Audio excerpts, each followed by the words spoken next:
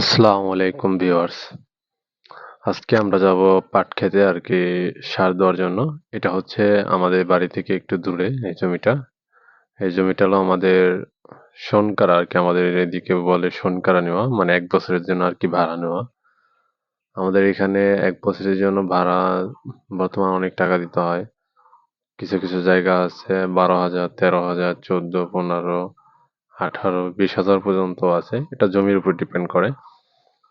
মনে করলেন যেমন আমাদের এই জমিগুলা মেবি ১৬,০০০, ১৭,০০০ করে মনে করলেন নেওয়া। এখন আর কি আজকে বৃষ্টি নামছে আর কি রাত্রে। রাত্রে বৃষ্টি নামার কারণে আর কি আমরা যাচ্ছি আপনার পাটের জমিতে সার আর কি দেওয়ার জন্য। কারণ অনেক দিন যাবৎ এতটাই গরম ছিল যে পানি দিলেই মনে করেন ২-১ দিন ২-৪ দিন পরে ক্ষেত শুকায় যাইত।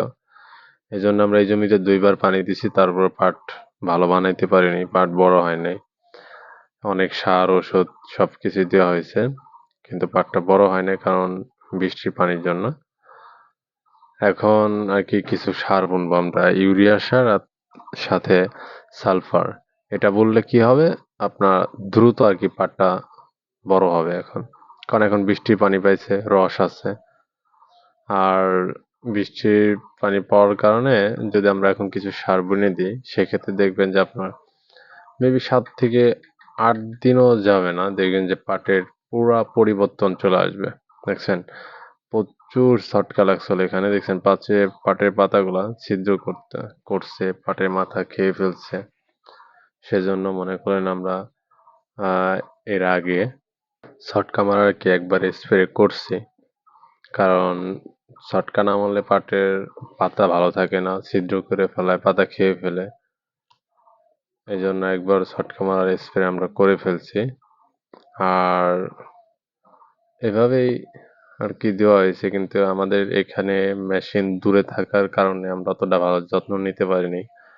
আমরা ২ বার আরকি এখানে পানি দেওয়া হয়েছে। আমার এক চাচা দিয়ে দিছিল। বৃষ্টির জন্য আরকি সার ওষুধ বোনা অনেক দেরি হয়ে গেছে। এজন্য পাটটা অত ভালো হয়নি, এত বড় বানাইতে পারিনি। কিন্তু এখন যে সারগুলা দিয়ে দিছে ইনশাআল্লাহ খুবই দ্রুত পাট বড় হয়ে যাবে। আর আমাদের উপরে যে পাটগুলো আছে ওগুলা পানি সার দেওয়ার কারণে অনেক সুন্দর হয়েছে। পাটও ভালো আছে, পাতাও নষ্ট হয় নাই। ওপারে মানে ওপার বলতে আমরা যেখান দিয়ে আসছি এটার পাশে একটা নদী আছে, নদীর ওই পার। আর আমাদের গ্রামের যে সাইডে একটা নদী আছে, নদীর এপার আর ওপার আমাদের জমি আরকি। এজন্য আরকি আমরা ওপার বলি। এখানেও আপনাদের ভিডিও করে দেখাইছিলাম এর আগে, ওই যে আমরা ধান লাগাইছিলাম ওটা হলো নদীর উপরে। আর এটা হলো আমাদের বাড়ির সামনে আরকি একটু জমি। এই জমিতে আমাদের মানে পেঁয়াজের গুটি ছিল আরকি। পেঁয়াজ লাগানো হয়েছিল, হালি পেঁয়াজ। তারপরেই আরকি তারপরেই মনে করলেন যে সার আর চাষ আরকি দেওয়া হয়নি।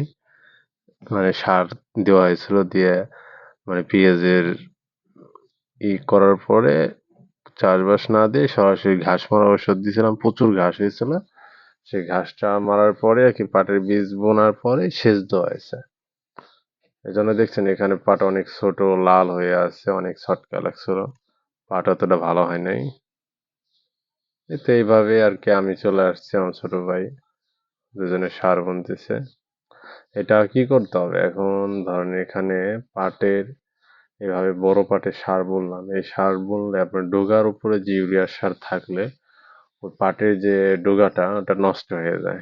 বলতে পাটের যে উপরে যে জালি পাতা থাকে ওটা নষ্ট হয়ে গেলে সেক্ষেত্রে পাট বড় হয় না। পাট ওইখান থেকেই মানে ডগাটা পচে যায়।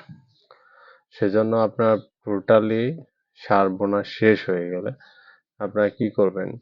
কোনো একটা লাঠি দিয়ে নাড়ায় নাড়াইয়া ওই ডগার উপরে যে সারটা থাকবে ওইটা করবেন, ফেলে দিবেন। আর যদি ওইদিকেও না পারেন তাহলে আরেকটা অপশন হচ্ছে আপনারা বড় দড়ি নিবেন। মানে রশি মোটা যদি থাকে এগুলো ভালো হয় বেশি।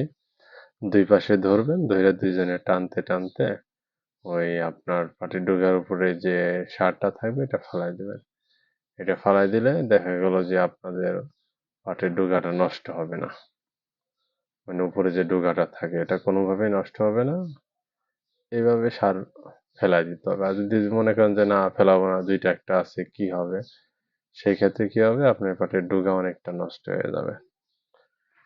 এজন্য খুব সাবধানে কাজ করতে হবে। কৃষিকাজ অনেকটাই কঠিন।